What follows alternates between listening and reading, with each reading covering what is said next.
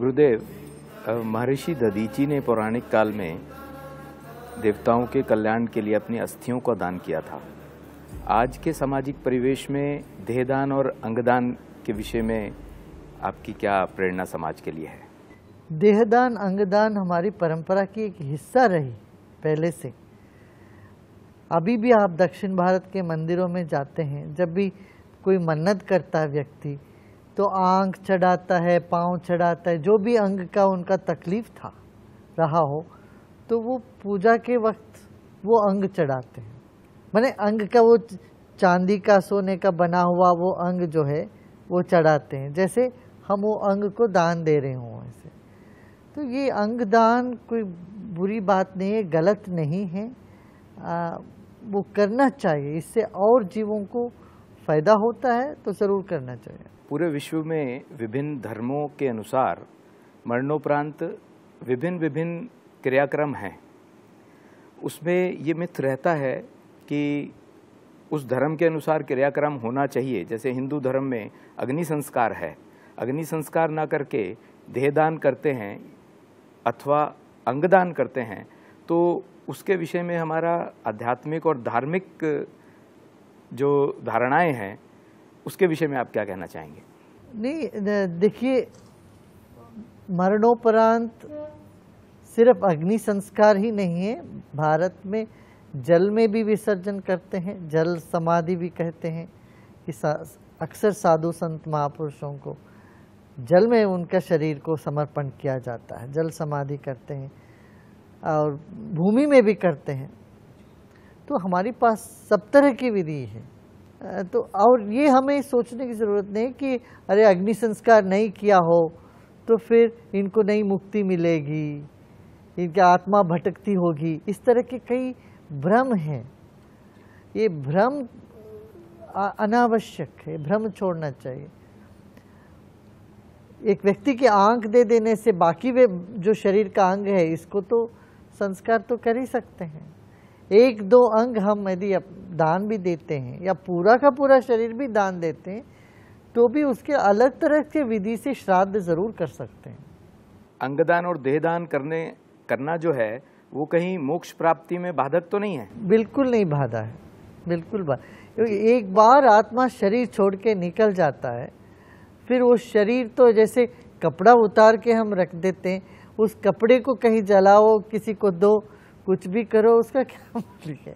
आज विज्ञान ने इतनी प्रगति कर ली है कि एक व्यक्ति नेत्रदान करता है तो 6 व्यक्तियों को दृष्टि मिल सकती है।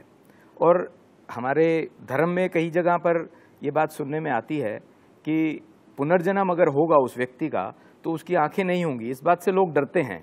ना ना ना, ये गलत फहमी है, भ्रम है कि हम नेत्रदान करने से हम अंधे हो जाएंगे अगले जन्म में।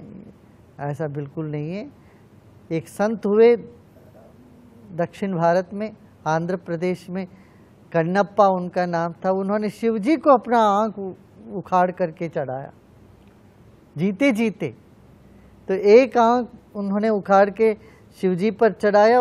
अब देखा कि शिव जी के दूसरे आंखों से रक्त उतर रहा है, निकल रहा है, तो उसने अपना पाँव को दूसरे आंख को निशाने पर वहाँ रख के दूसरे आंख भी निकाल करके चढ़ा। माने एक त्याग है, देह बुद्धि से हमें ऊपर उठना है।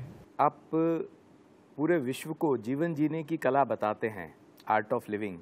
क्या देहदान और अंगदान को भी जीवन जीने की इस कला में, आर्ट ऑफ लिविंग में सम्मिलित किया जा सकता है? हाँ, हम करते हैं, हम तो करते रहते हैं। नेत्रदान का हमारा बहुत बड़ा शिविर चल पड़ा है। हम दधीची देहदान समिति की तरफ से एक ई-जर्नल जो 2 महीने में एक बार निकलेगा उसका शुरुआत करने जा रहे हैं। तो उसमें हम आपका संदेश देना चाहते हैं। जो हमारा इनॉग्रल इशू है उसमें आप अंगदान के विषय में, देहदान के विषय में अपना संदेश दीजिए और जनमानस को प्रेरित कीजिए अंगदान के लिए और देहदान के लिए। देहदान और अंगदान करना कोई पाप नहीं है। करने से फिर आत्मा मुक्ति नहीं मिलेगी आत्मा को, ये भ्रम छोड़िए। ज़रूर कर सकते हैं आप। जैसे हम कपड़े उतार देते हैं, उतारने के बाद भी हम जैसे हम हैं वैसे पूर्ण रूप से हम हैं, हमारी पूर्णता में कोई कमी नहीं आती है।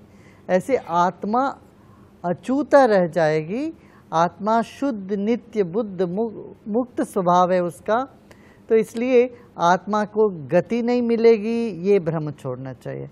फिर दूसरा जन्म मिलेगा, उसमें हमको आँख नहीं होगा या पाँव नहीं होगा, ऐसा भी भ्रम जो यदि मन में है वो निरर्थक है, उसका कोई आधार नहीं है, वो भी छोड़ दीजिए।